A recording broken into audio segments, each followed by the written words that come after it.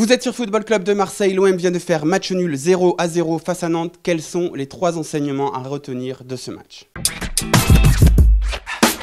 On attendait cette équipe dans l'envie de gagner les duels. Alors cette phrase un peu bateau en football, mais on sait ce que ça veut dire. C'est quand on passe l'épaule devant l'autre, quand on a plus envie de mordre dans le ballon.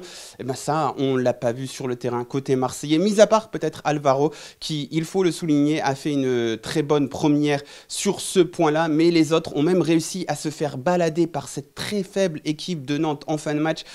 C'est dire, c'est dire.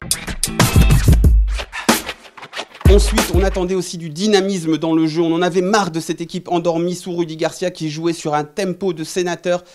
Eh ben, c'est ce que l'on a eu encore une fois, des mecs qui redoublent les touches de balle. Là, même le pressing haut, ça n'a pas vraiment été. On l'a vu très timidement.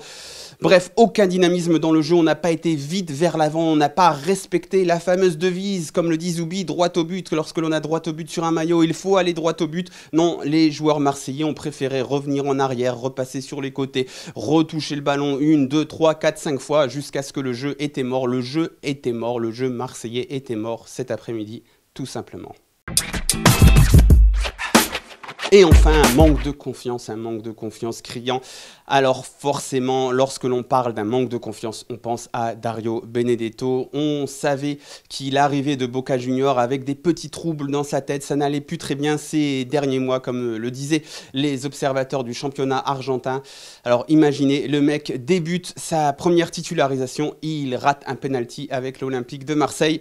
Voilà de quoi partir sur les chapeaux de roue. Il ne pouvait pas lui arriver pire pour une première, ça lui est arrivé, alors bien sûr c'est de sa faute. Après on peut se demander pourquoi aller chercher des joueurs en manque de confiance lorsque toute l'équipe est en manque de confiance et qu'on n'est pas en mesure peut-être de relancer le mec.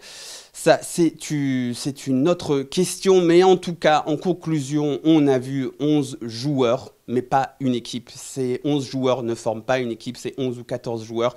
Il leur manque quelque chose, il leur manque une cohésion, il leur manque une âme, une croyance qui fait qu'ils avancent dans le même sens. Là, ils viennent sur le terrain, ils veulent bien faire, mais ils avancent à tout petits pas, en étant craintifs et en ne faisant rien de bien concret au final.